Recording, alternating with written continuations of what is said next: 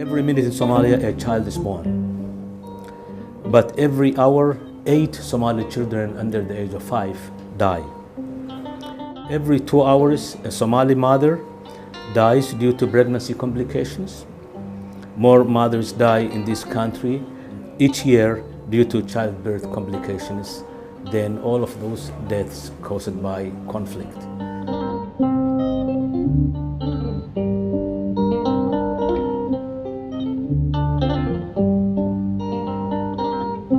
The Joint Health and Nutrition Program is our biggest development program, and it seeks to tackle these statistics face on and save the lives of thousands of Somali women and children.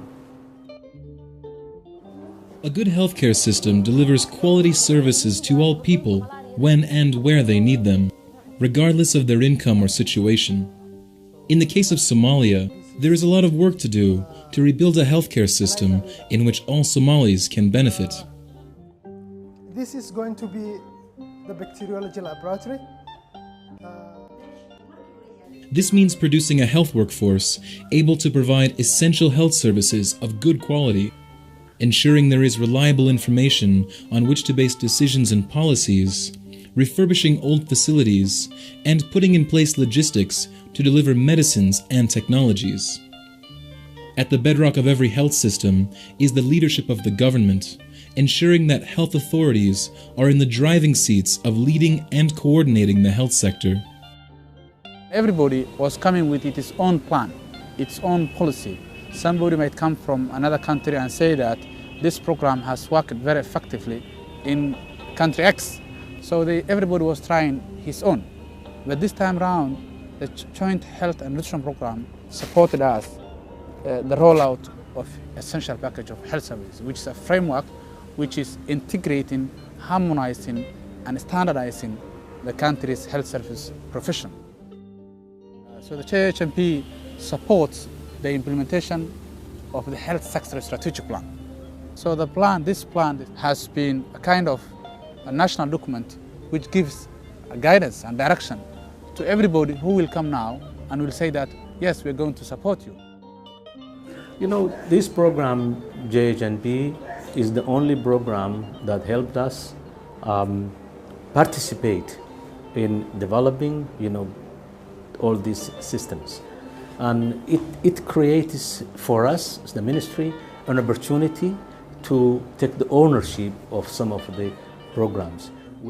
The Joint Health and Nutrition Program is strengthening Somalia's health system. The program has already supported the government in finalizing a health policy, as well as a number of strategies and plans to improve access to healthcare across Somalia. For example, standard treatment guidelines for patients will ensure that health professionals provide standardized quality care. An essential drugs list ensures that government clinics and facilities have the right medicines for the people's needs. At the same time, the program is also strengthening the health system from the ground up. We take samples, process it, package it, actually triple package it, send it with a courier into Kenya. And in Nairobi, they identify the sample. That's very costly. Okay, that's very costly. It takes, the samples will be, maybe there are a lot of delays. So when you have this laboratory here in the country, if you get sample this morning and identify it today, we can save a lot of lives within very short time. This medical students who has a training in this hospital. Also, this is a teaching hospital. We do it for the new doctors and also for midwiferys and nurses. The Joint Health and Nutrition Program is training over 500 midwives across Somalia, as well as doctors, anesthetists, community health workers, and nurses. But there is also a need to ensure that doctors, nurses, and other clinical staff currently practicing in Somalia have the necessary qualifications to provide a quality continuum of care. We are saying, you know what, you need a professional, whether it's a midwife, a doctor, a lab technician, a dentist. You need healthcare professionals that are regulated. Here at Benadir Hospital in Mogadishu, surgeons work hard to save the lives of women who have complications with their births.